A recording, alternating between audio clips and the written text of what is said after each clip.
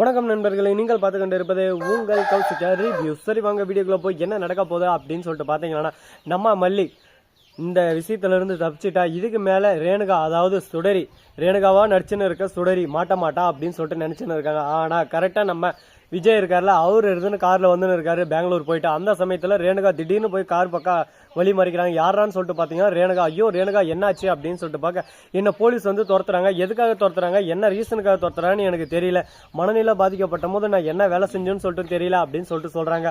அந்த சமயத்தில் அங்கே போலீஸ் வந்துடுறாங்க. வந்ததோட மட்டும் இல்லாமல், ஏ சுடரி, என்ன உங்க இஷ்டத்துக்கு எங்கனாலும் தப்பிச்சு போயினே இருப்பியா, உன்னை விட மாட்டேங்க, நீ பண்ண தப்புக்கான தண்டனை நீ அனுபவிச்சுதான் ஆகணும், உன்னை நாங்கள் மட்டும் இல்லாமல் 3 ஸ்டேட்டில் உன்னை தேடின்னு இருக்காங்க. அந்த அளவுக்கு ஸ்டேட்டுக்கு போயிட்டு நீ நகை திருடுறது, காசு திருடுறது, இந்த மாதிரி நிறைய கேப் மாதிரி வேலை, முள்ள மாதிரி வேலையெல்லாம் செஞ்சுருக்க, உன்னை சும்மா விட மாட்டோம் அப்படின்னு சொல்லிட்டு போலீஸ் வராங்க. ஐயோ சார், நீங்கள் நினைக்கிற மாதிரி இவங்க இல்லை, இவங்க இதுக்கு முன்னாடி மனநிலம் பாதிக்கப்பட்டிருந்தாங்க, ஆனால் இப்போ சுயநலனோட இருக்காங்க.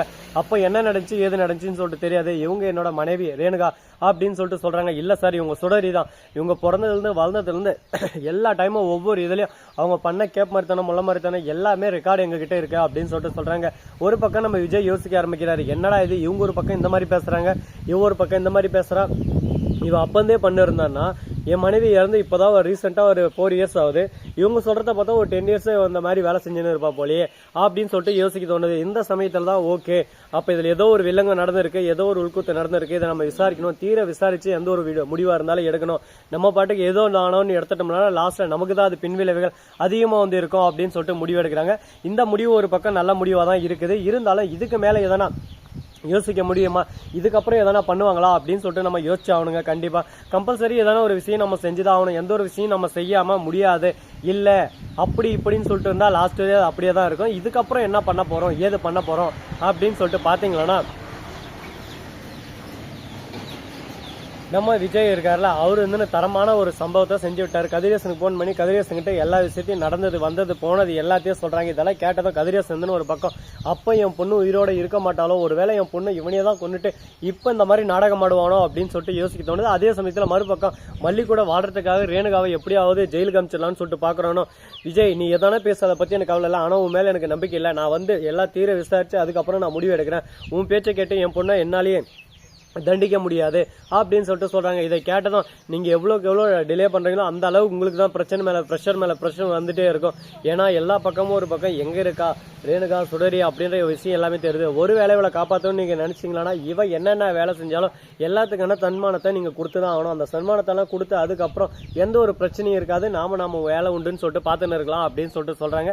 இதை கேட்கும் போது ஒரு பக்கம் சந்தோஷமா தான் இருக்கு. இதுக்கப்புறம் இந்த பிரச்சனை எல்லாம் வராதா மேலும் மேலும் அப்படின்னு சொல்லிட்டு பாத்தீங்கன்னா, கண்டிப்பா இதுக்கப்புறம் இந்த பிரச்சனை மேலும் மேலும் வளர போறதுல இதோட இந்த பிரச்சனை முடிவுக்கு வந்துடும் அப்படின்னு சொல்லிட்டு ஒரு நம்பிக்கையில தான் இருக்கும். அந்த நம்பிக்கை எந்த அளவுக்கு உண்மையா இருக்கும், எந்த அளவுக்கு உண்மையாகும் அப்படின்னு சொல்லிட்டு சொல்ல முடியாது. எல்லாமே ஒரு பக்கம் கடல் கடந்து போனோம், எந்த அளவுக்கு நம்ம போயிட்டே இருக்கோம்லோ அது போலதாங்க இந்த இடத்துலயும் சொல்ல முடியும். சரி, இதெல்லாம் ஒரு பக்கம் முடிஞ்சிருச்சு. இதுக்கப்புறம் என்ன பண்ண போறாங்க அப்படின்னு சொல்லிட்டு பாத்தீங்கன்னா, கரெக்டா நம்ம விஜய் இருக்காருல, அவரு வந்து இப்போ ரஞ்சிதங்கிட்ட பேசினிருக்காரு. இதோ பாரு ரஞ்சிதம், உனக்கு எல்லா விஷயமும் தெரியும் ராஜேஸ்வரியை பற்றி, இந்த ப்ராப்பர்ட்டி எல்லாமே ஒரு பக்கம் எங்கிட்ட இருக்கிறது எல்லாமே உங்களுக்கு அப்பப்போ அப்டேட் வந்துடுது, யார் மூலியமாக வருது, எங்கேருந்து வருது, இனி எந்த விஷயத்த சொன்னால் உனக்கு பிடிச்ச மாதிரி நான் கொஞ்ச நாளைக்கு இருப்பேன். அது மட்டும் இல்லாமல் என் மனசுக்கு பிடிச்சவும் நீ தான், உன்னை நான் யாருக்காக எதுக்காக விட்டு தந்ததில்லை, ஆனால் நீ என்னை விட்டு தர மாதிரி தான் எல்லா விஷயத்துலையும் பண்ணிருக்கேன், கொஞ்சம் புரிஞ்சு தெரிஞ்சுன்னா நம்ம வாழ்க்கை சந்தோஷமா இருக்கும் அப்படின்னு சொல்லிட்டு பேசுகிறாங்க. இதை கேட்டதும் என்ன பேசுறது ஏது பேசுன்னு சொல்லிட்டு தெரியாமல் இவங்க சொல்கிறது ஒரு பக்கம் பாசிட்டிவாக தானே இருக்குது. இதே சமயத்தில் நம்ம விஜய் மாமாவுக்கு உதவி செஞ்சா விஜய் மாமாவுக்கு நம்ம மேலே ஒரு காதல் வரும், அந்த காதலே ஒரு அட்ராக்ட் ஆகும், அந்த அட்ராக்டே ஒரு பக்கம் நமக்குள்ள ஒரு ஃபீலை உண்டாக்குமே அப்படின்னு சொல்லிட்டு யோசனை இருக்கேன். யோசனை எல்லாமே நல்லா தான் இருக்குது. இது ஆனால் இப்போ பாசிபிள் ஆகுமா அப்படின்னு சொல்லிட்டு பார்த்தீங்கன்னா சொல்ல முடியாதுங்க. எந்த நேரத்தில் எப்படி வேணாலும் நடக்கலாம், இது நடக்கலாம் நடக்காமையும் போகலாம். அதனால எந்த ஒரு விஷயத்தையும் நம்ம சாதாரணமாக எடுத்துக்க முடியாது. பொறுத்தார் பூமி ஆழ்வார், அந்த போல தான் எல்லாமே நடக்க போகுது. பார்ப்போம் என்னென்ன நடக்க போகுது, ஏது நடக்க போகுது, எந்தெந்த பிரச்சனை எந்த விதத்தில் கொண்டு வர போகிறாங்கன்னு.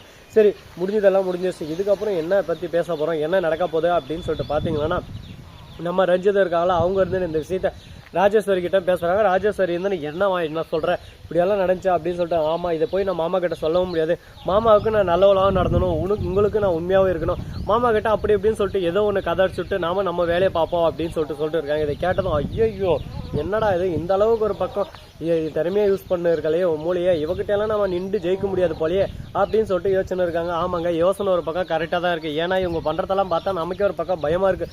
இப்படியெல்லாம் ஒரு பக்கம் பண்ணலாமா, இந்த அளவுக்கு ஒரு பக்கம் யோசிக்கலாமா அப்படின்ற அளவுக்கு யோசிச்சு தாங்க எல்லா விஷயத்தையும் பண்ணிருக்காங்க. இதுக்கு மேலே இவங்ககிட்ட இருந்து தப்பிக்கிறதுன்றது வாழ்க்கையில் நடக்காத ஒரு விஷயமா தான் இருக்க போகுது. இதுக்கப்புறமா அப்படியே நடக்குமா நடக்காதா, என்னென்ன புது புது விஷயத்தை கொண்டு வர போகிறாங்க அப்படின்ற ஒவ்வொரு விஷயத்தையும் நம்ம அப்டேட் மேலே அப்டேட்டாக ஒரு பக்கம் தெரிஞ்சுக்க தாங்க போகிறோம்.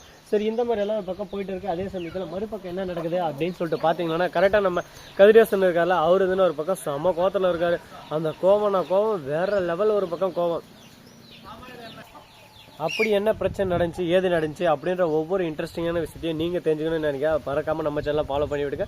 அது மட்டும் இல்லாமல் இன்னொரு பக்கம் இன்னொரு புதிய தகவலோட தாங்க வந்திருக்கோம். அது என்னடான்னு சொல்லிட்டு பார்த்தீங்கன்னா, நம்ம இலக்கு அதாவது மல்லி சீரியல் கொஞ்ச நாளில் முடிவுக்கு வரப்போதா அப்படின்ற அப்டேட் வந்திருக்கு. ஏன் எதனால் அப்படின்னு சொல்லிட்டு பார்த்தீங்கன்னா, அது என்ன ரீசன் சொல்லிட்டு பார்த்தீங்கன்னா, ரொம்பவே ஒரு பக்கம் மல்லி இருந்து இதில் நடிக்க முடியாது, மல்லிக்கு கொஞ்சம் வீட்டு ப்ரெஷர் இந்த மாதிரி நிறையவே இருக்குது. இந்த காரணத்தினால அவங்க அதை இனிமேல் இதை நடத்த மாட்டாங்க அப்படின்ற ஒரு தகவல் வந்திருக்கு. இந்த தகவல் படி அவங்க நடந்துப்பாங்களா, இதுக்கப்புறம் இது பாசிபிள் ஆகுமா அப்படின்னு சொல்லிட்டு பார்த்தீங்கன்னா கண்டிப்பாக வாய்ப்பு இருக்குது. ஒரு பக்கம் ஜெயிக்கலாம், ஜெயிக்காமையும் போகலாம், நடக்காமையும் போகலாம். அந்த மாதிரி நிறைய கேள்விகள் ஒரு பக்கம் ஓடிக்கிட்டு இருக்குது. பார்ப்போம் என்ன பண்ண போகிறாங்க, ஏது பண்ண போகிறாங்கன்னு சொல்லிட்டு. வெற்றியே எல்லா டைமும் கிடச்சிடாதில்ல. ஸோ நண்பர்களே, இந்த வீடியோ பிடிச்சிருந்தா லைக் பண்ணுங்கள், கமெண்ட் பண்ணுங்கள், ஷேர் பண்ணுங்கள், டிண்டிங் மேலே தட்டி விட்டு போங்க. அப்போ தான் நாம் போகிற அடுத்த வீடியோ உங்களுக்கு உடனுக்குடன் நோட்டிஃபிகேஷனில் வந்து கொண்டே இருக்கும். மிக்க நன்றி. தேங்க்ஸ் ஃபார் வாட்சிங். Tata, see you. நன்றி, வணக்கம், வந்தனம், வருக தருக.